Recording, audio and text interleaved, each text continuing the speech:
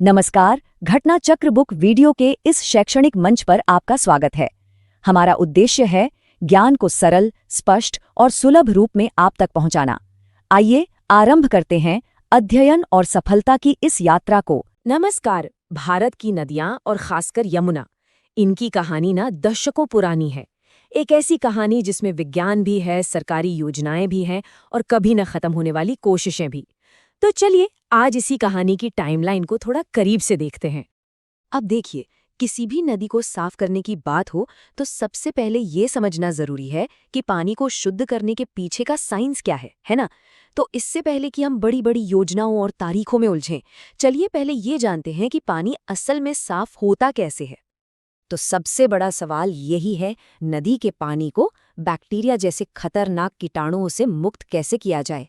असल में किसी भी क्लीनिंग मिशन का ये सबसे पहला, सबसे जरूरी कदम होता है। इसका जवाब छिपा है 3 खास चीजों में: ओजोन, क्लोरीन डाइऑक्साइड और क्लोरामीन। ये तीनों ना बहुत ही पावरफुल ऑक्सीडाइजिंग एजेंट्स होते हैं।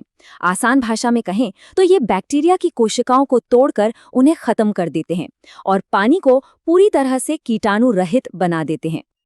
तो ये तो हो गई साइंस की बात, लेकिन इन तरीकों को असलियत में इस्तेमाल कब और कैसे किया गया, इसके लिए हमें थोड़ा समय में पीछे जाना होगा। साल 1993 में। ये साल इस पूरी कहानी में एक बहुत बड़ा टर्निंग पॉइंट था। तो 1993 में हुआ क्या? देखिए, 2 बड़ी चीजें हुई। पहली, अप्रैल के महीने में गंगा एक्शन प्लान का दूसरा फेज चल रहा था और उसी के तहत यमुना और गोमती एक्शन प्लान को मंजूरी मिल गई। और फिर उसी साल यमुना एक्शन प्लान को ऑफिशियली लॉन्च भी कर दिया गया। कह सकते हैं कि यहीं से भारत में नदियों की सफाई को लेकर एक सीरियस कोशिश की नींव रखी गई। अच्छा, एक बार जब यमुना एक्शन प्लान शुरू हो गया तो उसके बाद कई सालों तक सारा फोकस यमुना पर ही बना रहा। सरकारें, एजेंसियां सब नदी के हालत पर नजर रखे हुए थे। कोशिशें भी चल रही थी, लेकिन एक बड़े बदलाव का अभी भी इंतजार था, वक्त लगना था। और फिर कहानी में आता है साल 2016। इसी बीच एक बड़ा इवेंट हुआ जिसने यमुना की तरफ सबका ध्यान खींचा। 11 से 13 मार्च के बीच आर्ट ऑफ लिविंग फाउंडेशन ने यमुना के किनारे वर्ल्ड कल्चर फेस्टिवल का आयोजन किया और इस एक इवेंट ने नदी की सेहत और उसके किनारे होने वाली एक्टिविटीज को लेकर एक बिल्कुल नई बहस शुरू कर दी। चलिए अब थोड़ा आगे बढ़ते हैं और आज के दौर में आते हैं। अब बात करते हैं उस प्लान की जो फिलहाल यमुना को एक नई जिंदगी देने के लिए चल रहा है। ये नदी की सफाई की कोशिशों में एक बिल्कुल नया चैप्टर है। और वो साल था 2017। ये तारीख बहुत जरूरी है। क्यों? क्योंकि दशकों के अनुभव के बाद ये महसूस किया गया कि अब एक नए और ज्यादा बड़े नजरिए की जरूरत है। और बस इसी साल यमुना की सफाई के लिए एक नई योजना की शुरुआत हुई जो आज भी जारी है। इस प्लान का नाम है मैली से निर्मल यमुना पुनरुद्धार योजना 2017। देखिए, नाम ही सब कुछ बता देता है ना? इसका मकसद बिल्कुल साफ है, यमुना को उसकी मैली हालत से निकालकर एक निर्मल यानी एकदम साफ सुथरी नदी बनाना।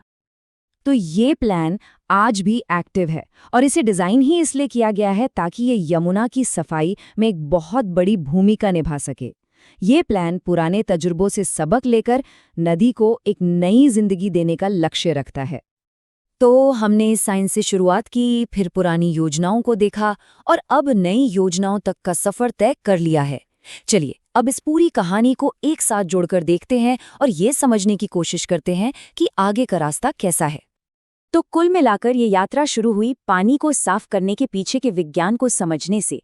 फिर आया 1993 जब पहली बड़ी योजनाओं की नींव रखी गई, और फिर 2017 में जब लगा कि पुराने तरीके काफ़ी नहीं हैं तो इसे एक नई जिंदगी देने की कोशिशें शुरू हुईं। ये दशकों तक लगातार चले आ रहे प्रयासों की एक कहानी है। और ये सब कुछ हमें एक आखिरी और सबसे बड़े सवाल पर लाकर खड़ा कर देता है कि हमारी नदियों को बचाने की इन लगातार कोशिशों का भविष्य क्या है। दशकों की इतनी मेहनत के बाद क्या हम अपनी नदियों को वाकई में निर्मल देख पाएंगे? ये एक बड़ा सवाल है।